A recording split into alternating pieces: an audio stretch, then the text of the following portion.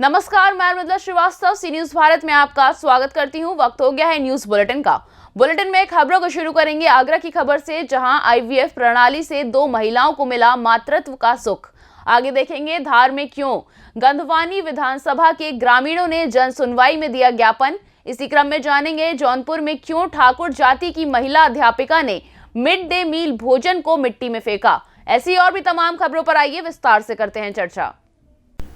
आगरा में आईवीएफ प्रणाली से 2 महिलाओं को मिला मातृत्व सुख। 40 से अधिक उम्र होने के कारण महिलाओं को नहीं मिल पा रही थी आईवीएफ प्रणाली में सफलता। कई अस्पतालों का इलाज भी करा चुकी थी महिलाएं। सरकारी हॉस्पिटल के चेयरमैन डॉक्टर देवाशीष सरकार के नेतृत्व में आईवीएफ प्रणाली के माध्यम से महिलाओं को मिला मां बनने का मौका।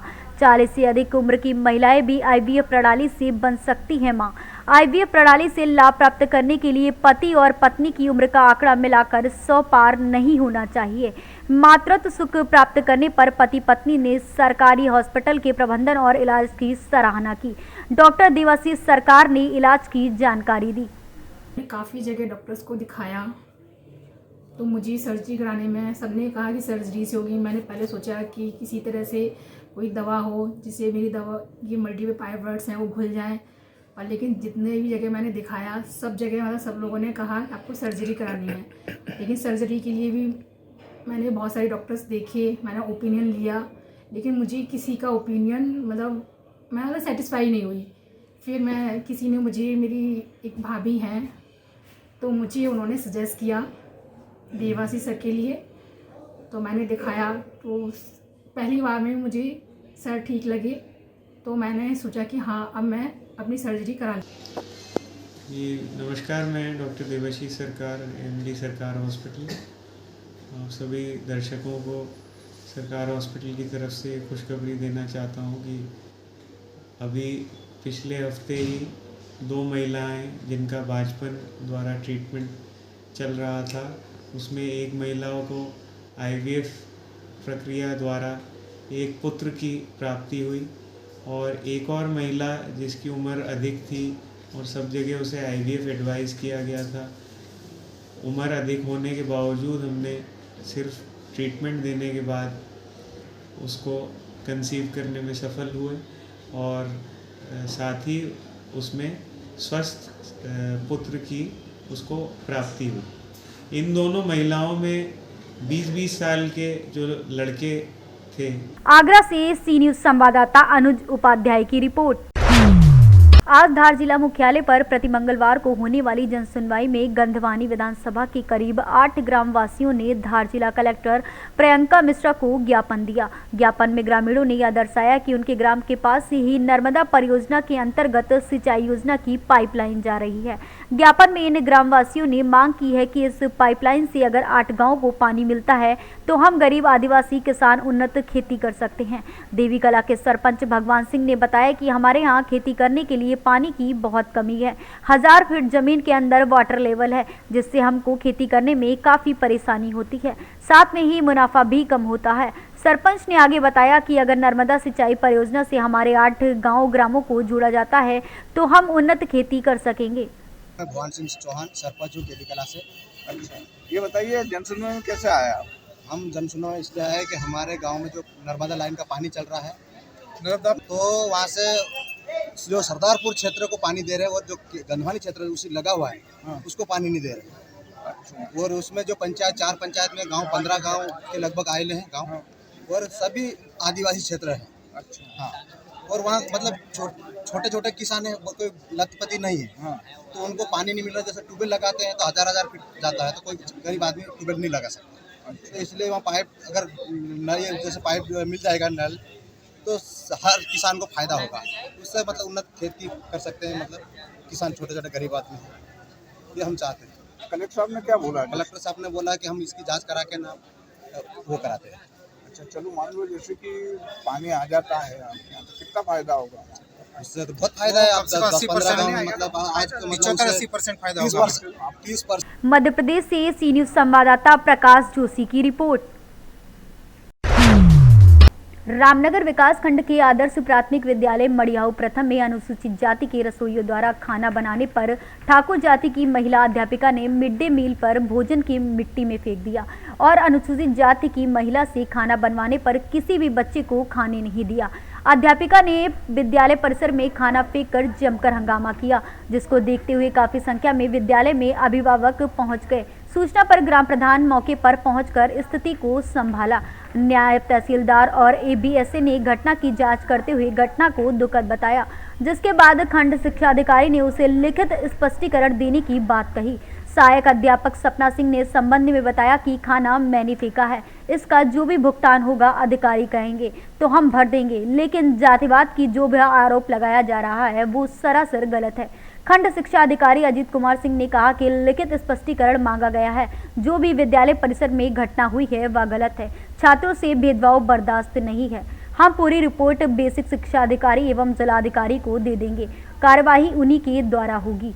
के बगल पे प्राथमिक विद्यालय रानीपुर पे जो मामला आया है एमबीएम फेंकने का, और जिस प्रकार से जिस मैडम के द्वारा ये खाना फेंका गया है एमबीएम का, यहाँ पर 3-3 विद्यालयों का एमबीएम बनता है, सब बच्चे भूखे गए हैं। प्रधान जी ने उन्हें पार्ले बिस्किट खिलाकर किसी तरह से भेजा। इस पर आप क्या कार्रवाई करने जा रहे हैं और इस पर क्या प्रकाश डाल रहे हैं, इसके बारे में बताएं। देखिए, मौके पे जो भी लोग मौजूद रहे सबका स्टेटमेंट ले करके एक अग्रिम कार्रवाई के लिए बीएसए साहब को मेरी रिपोर्ट आज ही अभी चली जाएगी। जो है इस पर निर्णय लेना, एक्शन लेना वो बीएसए साहब करेंगे, उनका अधिकार है। मुझे रिपोर्टिंग करनी है इस प्रकरण पे। सबका पक्ष लिखित रूप में लेने के लिए हमने निर्देशित कर दिया है। जैसी रिपोर्ट मिल जाती है उस पर अग्रिम कार्रवाई के लिए। एक अध्यापक द्वारा जातिवाद की जहर इस विद्यालय में घोला जा रहा है, इस पे आप क्या कहना है? अब इसके बारे में हमें नहीं पता ही नहीं जातिवाद का। जब वो अपना स्टेटमेंट अध्यापक देंगे तभी हम जान पाएंगे क्या हुआ क्या नहीं हुआ। ठीक है। यह मिड डे मील महिलाओं का आरोप है कि जाति सूचक शब्द भी बोला गया है। क्वेश्चन आपका क्लियर नहीं है जी। मिड डे मील में जाति सूचक बोला गया, क्या मतलब? नहीं, जो रसोइया है उसको जाति सूचक शब्दों से गाली दिया गया है, वह रसोइया का भी स्टेटमेंट ले रहे हैं ना। यही तो हमने आपसे कहा कि रसोइया जो शिक्षिका है, संबंधित प्रधान जी हैं, सबका स्टेटमेंट लेके उसके आधार पे मेरी रिपोर्ट अभी तत्काल अभी हम बीएसए साहब को भेजेंगे कार्रवाई के लिए। सर, एक प्रश्न ये है कि मिड डे मील हमेशा मेनू आता है, शासन द्वारा मेनू दिया गया है, और जिस प्रकार से भोजन फेंका गया है वो भी मेनू के हिसाब से था। मैडम का मीडिया बयान में मैडम ने आरोप लगाया कि बिना क्वालिटी का यहाँ पे भोजन बनता है। क्या ऐसा है कि इस विद्यालय में बिना क्वालिटी? देखिए, बच्चों के बीच में मैं स्वयं बैठ करके एमडीएम चखा हूँ इस विद्यालय में, बच्चों के बीच में बैठ के, और मुझे उस दिन जब मैंने चखा तो भोजन में कमियां मिली थी। संबंधित यहाँ के जो प्रधानाध्यापक हैं उनको हमने निर्देशित किया था, और प्रधान जी से भी मैंने तत्काल वार्ता की थी कि थोड़ा भोजन में क्वालिटी की दिक्कत है और उसमें सुधार करना है।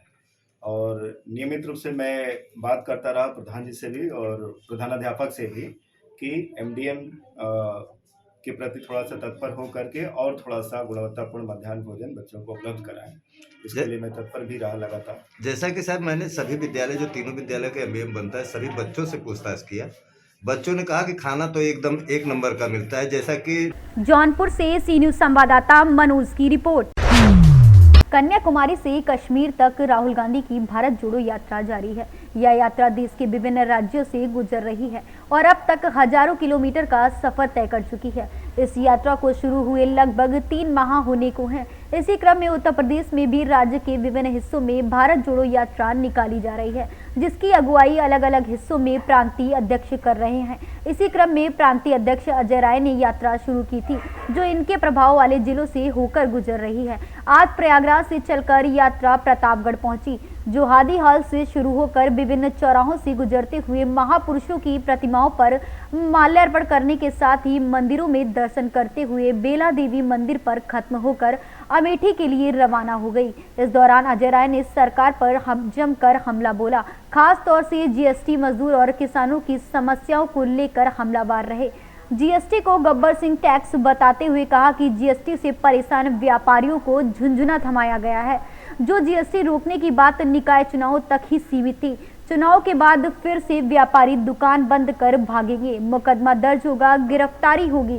राय ने व्यापारियों से वादा करते हुए कहा कि व्यापारी कांग्रेस का समर्थन करें। हमारे ने कहा है कि जीएसटी का एक स्लैब लागू करेंगे जिससे व्यापारियों का शोषण ना हो।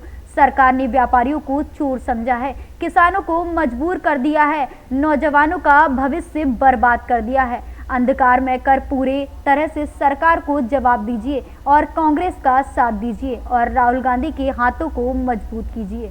की यात्रा निकली है, क्या उद्देश्य है, कहाँ कहाँ आपकी यात्रा जा रही है? हम लोगों ने पूरा शहर का भ्रमण किया है। सभी महापुरुषों के मूर्तियों पर माला पहनाया गया, मां का दर्शन किया गया। आज हम लोग ये चौक बीच में आए हैं। पूरी तरीके से व्यापारी त्रस्त है, समाज त्रस्त है, किसान त्रस्त है, मजदूर त्रस्त है। आज व्यापारियों का जीएसटी गब्बर सिंह टैक्स जो राहुल जी ने कहा था उससे परेशान है व्यापारी, और आज उनको झुंझुना थमाने के लिए लॉलीपॉप दे दिया है सरकार ने कि कुछ दिन, कुछ घंटे, कुछ हो सकता है महीने, जब तक नगर निगम का चुनाव ना हो जाए तब तक जीएसटी को स्थगित किया जाए। उसके बाद फिर दुकान बंद करके व्यापारी भागेगा, घर छोड़ के भागेगा, उसके ऊपर FIR होगी, कार्रवाई होगी। मैं व्यापारी साथियों से कहूँगा, जमकर कांग्रेस का समर्थन करिए। हम जीएसटी वापस लेंगे, हम वादा करते। हमारे नेता ने कहा था कि हम जीएसटी के एक स्लैब जिस पे व्यापारियों का शोषण नहीं होगा वो लागू करेंगे, और ये निश्चित तौर से सरकार पूरी तरीके से व्यापारियों को चोर समझा है, किसानों को मजबूर कर दिया है, मजदूरों को कमजोर कर दिया है, नौजवानों का भविष्य अंधकार में है। पूरी तरीके से इस सरकार को जवाब दीजिए और ये भारत जोड़ो यात्रा के साथ जुड़िए, अपनी पूरी ताकत दीजिए, राहुल गांधी को बल दीजिए जिससे इस प्रदेश और देश का भविष्य संवर सके। प्रतापगढ़ से सी न्यूज संवाददाता रोहित की रिपोर्ट। उन्नाव में एसडीएम बांगरमऊ की गाड़ी को तेज रफ्तार प्राइवेट बस ने टक्कर मारी और प्राइवेट बस की टक्कर से एसडीएम की गाड़ी हुई क्षतिग्रस्त। बाल बाल बचे एसडीएम। हादसे में एसडीएम, चालक व सुरक्षाकर्मी सभी लोग सुरक्षित हैं। पुलिस ने चालक समेत बस को कब्जे में ले लिया है। बिल्लौर बांगरमऊ मार्ग पर बेरियागाड़ा गांव के पास का यह हादसा है। बांगरमऊ कोतवाली क्षेत्र की यह पूरी घटना है। उन्नाव से सी न्यूज संवाददाता अजय कुमार की रिपोर्ट। खबर पश्चिम चंपारण बेतिया से है, जहां साटी थाना क्षेत्र के रायबरवा गांव निवासी मछली व्यवसाय उमेश साहनी का पुत्र आकाश कुमार के मोबाइल पर अचानक रात्रि लगभग 8:45 बजे एक व्यक्ति का मोबाइल नंबर से कॉल आया, जो अपने आप को फौजी बता रहा था। प्रतिदिन 25 किलो मछली लेन देन की बात करने लगा। वहीं उमेश साहनी के पुत्र से बात करते हुए कहा कि मुझे मंगलवार की सुबह 25 किलो मछली चाहिए। वह पैसे की बात फौजी से करने लगा। फौजी ने कहा कि मछली काट कर तैयार रखो, मैं अपनी गाड़ी भेज रहा हूं। मछली व्यवसायी का पुत्र 25 किलो मछली काट कर तैयार करने लगा। उसके बाद उसका पुत्र फौजी के नंबर पर कॉल कर 4500 रुपये मांगा और अपने आप को फौजी बताने वाला बोला कि तुम मेरे फोन के नंबर पर 2 रुपये भेजो, तुम्हारा पेमेंट कर दे रहा हूँ। फिर मछली व्यवसायी के पुत्र ने 2 रुपये डालकर फोन किया और बोला कि मैं आपके नंबर पर पैसा डाल दिया हूँ, आप मेरे मछली का पैसा भेजें। उसके बाद फौजी ने बोला कि अब तुम मेरे नंबर पर 4500 रुपये डालो, उसके बाद तुम्हारे अकाउंट में 9000 रुपये मशीन के द्वारा चला जाएगा। तब मछली व्यवसायी के पुत्र को शक हुआ तो वह पैसा डालने से इनकार किया, तो फिर फौजी ने 1200 रुपये डालने को कहा। वहीं मछली व्यवसायी के पुत्र ने जैसे ही उसके अकाउंट पर माध्यम से रुपये भेजा तो वह और पैसे की मांग करने लगा। मछली व्यवसायी का पुत्र दोबारा पैसा नहीं डाल रहा था। उसके बाद फौजी ने मछली व्यवसायी के पुत्र से फोन पर बात नहीं की। व्यवसायी के पुत्र को लगा कि मेरा पैसा झूठ बोलकर मंगा लिया गया है। उसके बाद मछली व्यवसायी के पुत्र ने साटी थाने में आकर अपनी दुख भरी कहानी को सुनाया। इस मामले में थाना अध्यक्ष ने बताया कि अभी तक मुझे आवेदन नहीं मिला है। क्या हुआ आपके साथ? मैं अनजान, अभी मैंने फौजी थे, प्रेस में हम देखे हैं, कॉल किए मेरे पास 8:43 में, बोले कि मछली चाहिए हमको प्रतिदिन 60 25 केजी। रेट बताया तो बता दिए 180 रुपये केजी मेरा रेट है। तो बोले कि ठीक है मैं आपके पास कॉल करूँगा, पक्का होगा ना? बोला ठीक है मिल जाएगा। तो फिर बोला कि मैं आपके पास कॉल करूँगा। मैं बोला मैं कोचिंग जाता हूँ, 9:30 में पढ़ के आऊँगा, उसके बाद आपके पास कॉल करूँगा, आप आइएगा, मछली काट में बोला चलेगा।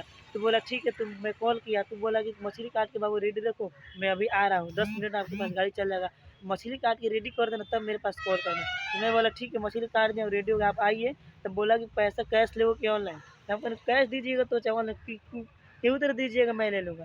तो बोला कि ठीक है, कैसे भेजा दे रहा हूँ। फिर बाद में कॉल करके बोला कि मैं अकाउंट में तुम्हारा पैसा डालूंगा। तो मैं कहा ठीक है डाल दीजिए मेरे अकाउंट में। मैं बोला कि पहले हाय भेज के लिख के भेजिएगा तो मैं कहूँगा तो डालिएगा। तो बोला ठीक है, हेलो भेजा मेरे अकाउंट मोबाइल में। तो मैं बोला ठीक है इसी पर डाल दीजिए। तब बोला कि 2 रुपये देखो तो मेरे अकाउंट में जी आया है। तब फिर वो बोला कि तुम मेरे अकाउंट में 2 रुपये डालो, आपके अकाउंट में 4 रुपये जाएगा।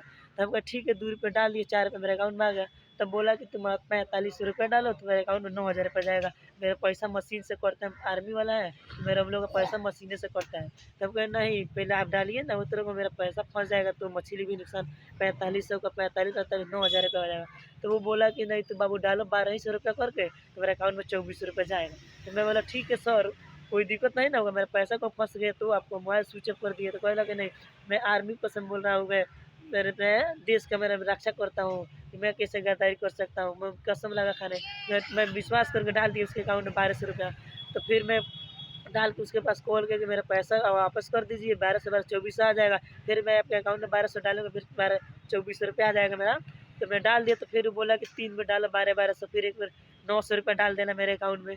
तब बोले कि नहीं मेरा पैसा एक बार चल गया है, आप उधर से पैसा लौटाइए तब मैं डालूंगा, नहीं मेरे को पैसा फंस जाएगा। तो वो बोला कि नहीं बाबू तुम पैसा डालो 33 रुपया और तुम्हारे अकाउंट में तब पैसा हो जाएगा। तब कहे कि नहीं हमको नहीं लग रहा है कि मेरे अकाउंट में मेरा पैसा कोई आएगा, तो मेरा पैसा 45 ये फंस जाए। 4500 को मछली भी दिए, 9,000 का सवाल है, आप मछली कटवा दिए 4500 को मछली मेरा जियान हो जाएगा। फिर 45 रुपये बोल रहे हैं डालने के लिए, कौन सा नियम है?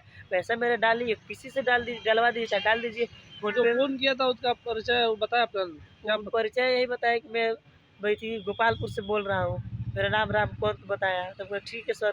तो मैं कहा कैसे? तो कहा कि मैं बोला कि नंबर कहाँ से मिला? तो बोल रहा है कि हम आपसे नंबर ले गए, मछली भी ले गए। तो ठीक है। तो वीडियो कॉल बोला कि देख लो, तो नहीं आपको विश्वास नहीं होगा तो वीडियो कॉल खोल के वर्दी वर्दी सब पहना था, तो वो ID कार्ड अपना भेजा। तो हमको ठीक है सर मछली मिल जाएगा, सुबह में आइएगा कॉल कीजिएगा मैं मछली दे दूँगा। तो वो बोला कि ठीक है। तो मछली में कटवा दिया, मछली काट दिया।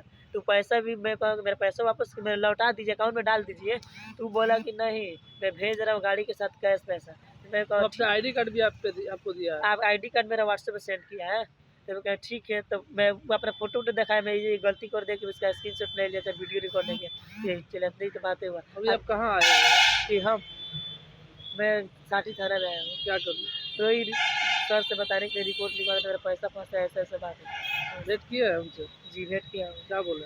तो बोले हैं कि यही मैंने बोल रहा था कि किसी कोई भी तुमको कॉल करेगा तो क्या पैसा तुम डाल देंगे, यही तो बोले। कहाँ घर है मेरा? आपका परिचय? मेरा रायबर है। क्या नाम है? आकाश कुमार। कौन सा थाना पड़ेगा? यही साठी। बेतिया से सी न्यूज संवाददाता विनोद कुमार की रिपोर्ट।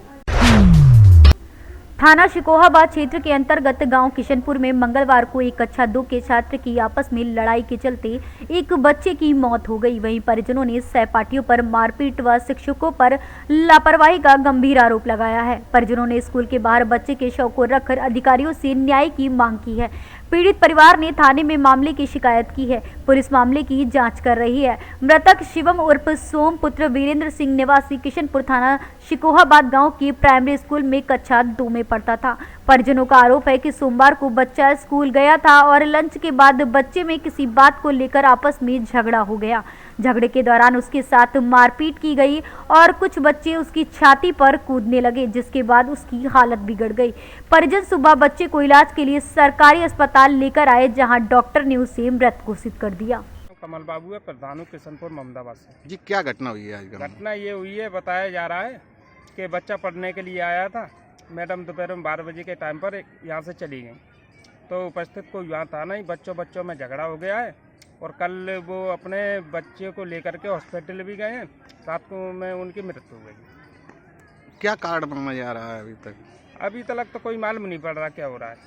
सर सुबह बच्चा अपना पढ़ना आता है, मैं आ जाती हूँ 8:30 के लगभग। इसी वजह से मैं जल्दी आती हूँ कि बच्चे यहाँ बैठे मिलते हैं मुझे, और ये गांव वाले भी जानते हैं कि मैं जल्दी बच्चों की वजह से जल्दी आती हूँ। तो उसमें ये कि बच्चे अपने जैसे खेल रहे हैं आपस में, उनमें कहा सुनी हो गई तो वही चीज़ आपस में बढ़ जाती है उनमें, फिर उनमें बाहर जाके फिर वो अपना झगड़ा कर लेते हैं स्कूल के बाहर। हाँ ये है। जैसा कल किस परिजनों ने आरोप लगाया, कल किस तरह विवाद हुआ या क्या बात हुई है? कैसे बच्चे? कल कोई बात नहीं हुई है, वो तो अपने आपस में ही वो कहा सुनी कर लेते हैं आपस में, बैठी बैठी उनमें जैसे कोई बात हो गई तो अब मुझे बताते भी हैं कि मैं ये किया, तो मैं उनको डांट देती हूँ। वैसे कोई झगड़ा नहीं हुआ है उनका। ठीक है। मेरा नाम वीरेंद्र सिंह जी, क्या घटना हुई है? घटना ये बच्चे बता रहे थे कि पढ़ाई होते टाइम पे बच्चों में लड़ाई हुई है, इन्होंने हाथ जी इनके ऊपर वो 3 थे, ये अकेला था।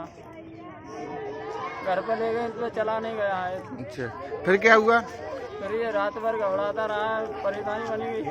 सुबह लेके गए, लौट के आए तब तक थे। कहाँ पे खत्म हुआ? हॉस्पिटल में? हाँ, हॉस्पिटल में खत्म। आज कौन शिकायत सरकारी में ले गए? कहाँ ले गए? क्या अध्यापकों ने मना नहीं किया? बच्चे उदम कर रहे थे या लड़ाई झगड़ा कर रहे थे?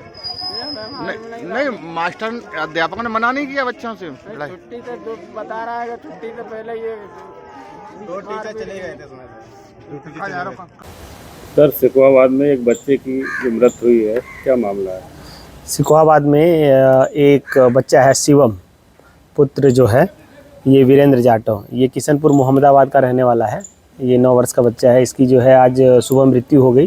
परिजनों ने आरोप लगाया है कि कल स्कूल में ही बच्चों के साथ खेलते समय मारपीट हो गई, जिसकी वजह से इसको चोटें आई थी। इसको हॉस्पिटल दिखाया गया था कल, डॉक्टर ने इसको दवा ववा दी थी, फिर ये घर पे आया और सुबह आज इसकी मृत्यु हो गई। परिजन ऐसे आरोप लगा रहे हैं कि बच्चों के साथ मारपीट हो गई और स्कूल के टीचर ने ध्यान नहीं दिया, तो इस पे जो है पंचायतनामा भरवाया गया है, पोस्टमार्टम करवाया जा रहा है और सारे तथ्यों की जांच की जा रही है। जो भी तथ्य प्रकाश में आएंगे उसके आधार पे आगे की विधिक कार्रवाई की जाएगी। ठीक है। फिरोजाबाद से सी न्यूज संवाददाता सन्नीस कुमार गुप्ता की रिपोर्ट। खबर गोंडा जनपद से है, जहां पर थाना कोतवाली क्षेत्र के अंतर्गत लखनऊ हाईवे रोड पर जिलाधिकारी आवास के चंद कदम उप श्रमायुक्त कार्यालय विभाग के सामने नाले में एक बुजुर्ग की लाश पड़ी मिली। रोड पर चल रहे राहगीर ने देखा तो लोगों की भीड़ लगी और मौके पर नहीं पहुंची पुलिस। आसपास के लोगों ने लाश को पहचान कर उसके घर वालों को सूचना दी। लड़के ने पिता की लाश को नाले से बाहर निकाला। कुछ पल में पहुंचे नगर कोतवाल राकेश सिंह पुलिस बल के साथ पहुंचे और जांच में जुटे शव को कब्जे में लेकर पंचनामा कराकर पोस्टमार्टम के लिए भेजा। मृतक का नाम विजय बहादुर यादव के रूप में मृतक की पहचान की गई है। गोंडा से सी न्यूज संवाददाता कल्पराम त्रिपाठी की रिपोर्ट। टीकमगढ़ शहर के पुरानी टेहरी मोहल्ला के पास महेंद्र सागर तालाब किनारे एक नवजात बच्ची का शव पड़ा मिला। मंगलवार सुबह जैसे ही राह चलते लोगों ने नवजात के शव को देखा तो तत्काल कोतवाली पुलिस को सूचना दी। जानकारी लगते ही एसएसआई रघुराज टीम के साथ मौके पर पहुंचे और पंचनामा कर कार्रवाई की। स्थानीय रत्नेश पांडे ने बताया कि मोहल्ले में जैसे ही नवजात का शव पड़ा होने की खबर मिली तो बड़ी संख्या में लोगों की भीड़ जमा हो गई। मोहल्ले वालों ने तुरंत इसकी सूचना कोतवाली पुलिस को दी। जानकारी लगते ही पुलिस टीम मौके पर पहुंची और जांच पड़ताल शुरू की गई। पुलिस ने पंचनामा की कार्रवाई के बाद नवजात के शव को पोस्टमार्टम के लिए जिला अस्पताल भेजा है।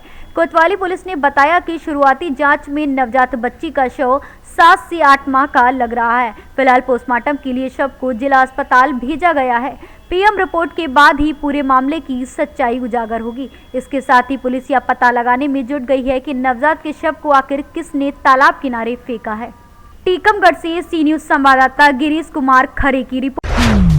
जहां एक ओर दहेज लेना अभिश्राप माना जा रहा है और दहेज की मांग करने वालों के लिए कानून सख्त बनाए जा रहे हैं, इसके बावजूद भी दहेज के लोभी ससुराल वालों द्वारा दहेज की मांग पूरी न करने पर विवाहितों पर तरह तरह से अत्याचार किए जा रहे हैं। शासन द्वारा ठोस कदम उठाए जाने के बाद भी दहेज लोभियों के हौसले बुलंद हैं। ऐसा ही ताजा मामला उन्नाव जनपद से है, जहां दहेज की मांग पूरी न होने पर लोभी ससुराल जनों द्वारा विवाहिता को मारपीट कर घर से भगा दिया गया। पीड़ित महिला द्वारा अपने परिजन संग इसकी शिकायत थाना पुलिस से की, जिसके बाद फतेहपुर 84 थाना पुलिस द्वारा दहेज प्रताड़ना का केस दर्ज कर अपनी इतिश्री कर ली गई। पीड़ितों को माने तो उसके लगातार धमकियां मिलती रही, लेकिन किसी ने उसकी ओर ध्यान नहीं दिया। सोमवार को पीड़ित विवाहिता द्वारा उन्नाव पुलिस द्वारा सुनवाई न करने का आरोप लगाते हुए सीएम योगी से गुहार लगाने का वीडियो वायरल कर मदद न मिलने पर आत्महत्या करने की बात कहने का वीडियो वायरल किया गया है, जिसके वायरल होते ही हरकत में आई उन्नाव पुलिस द्वारा मामले की जांच कोतवाली प्रभारी को सौंप कर आनन फानन विवाहिता से संपर्क साधने की कोशिश में जुट गई है।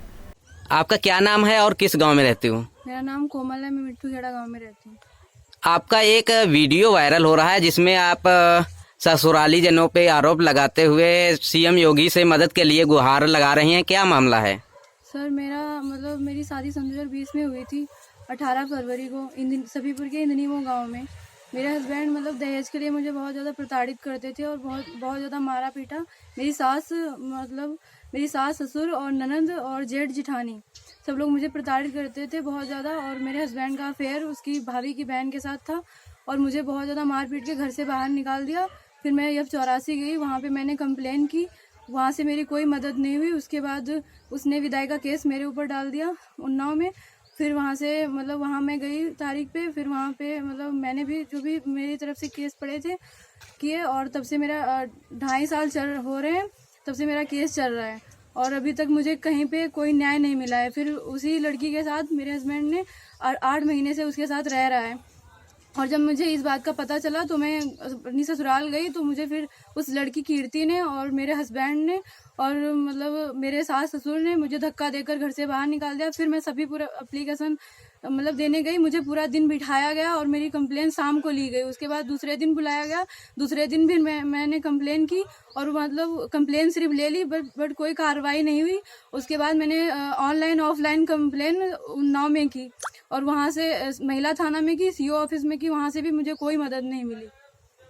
पुलिस द्वारा क्या आश्वासन दिया गया कि कोई कार्रवाई की जाएगी?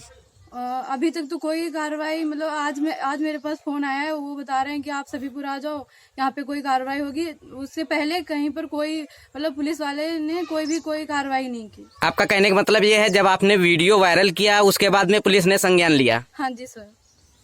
आपके ससुराली जन जो हैं वो किस लिए आपसे मारपीट करते हैं? सर वो कम दहेज का ताना देते हैं इसीलिए, और उस लड़की से मतलब उस लड़की को रख रहे हैं इसीलिए मुझे बहुत ज़्यादा प्रताड़ित करते हैं और मुझे जान से मारने की धमकी देते हैं। अगर यहाँ आओगी दोबारा तो मैं तुम्हें जान से मार दूंगा। जब आपने कोर्ट में केस किया उसके बाद में कोर्ट की तरफ से क्या आपको न्याय दिया गया? कोर्ट की तरफ से भी 3 दिसंबर को बोला गया था कि मतलब ले जाओ। मेरे बयान लिखे गए थे कि मतलब लड़की जाना चाहती है, वो कह रहा था कोर्ट में कि मैं नहीं ले जाऊंगा। अगली इसकी तारीख कब है? अगली है 17 जनवरी। उन्नाव से सी न्यूज संवाददाता सुशील यादव की रिपोर्ट। फिलहाल के लिए इस न्यूज बुलेटिन में बस इतना ही। अगर आप अपने शहर या क्षेत्रीय खबरों पर निगाह बनाना चाहते हैं तो लॉगिन करें हमारी वेबसाइट www.cnewsbharat.com पर और जुड़े रहें दिन भर की खबरों के अपडेट्स के साथ। हर खबर आपके साथ, आपके हाथ।